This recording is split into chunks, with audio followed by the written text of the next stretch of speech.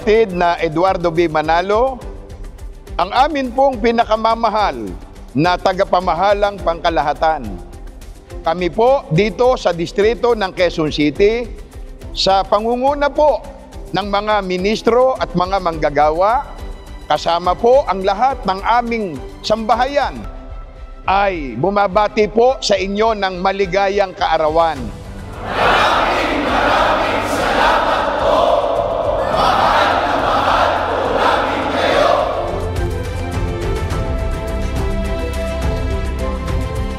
Salamat po sa pagmamahal niyo sa amin din isasawa. Kami patuloy pa na paggabayan at iniibig niyo.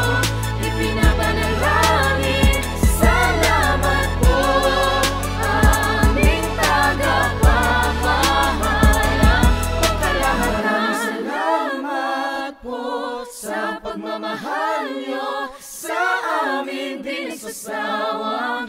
Kami patuloy pa na magabayan at iniibig niyo. Ipinapanalangin. Salamat po, aming tagapamahalang pangkalahatan.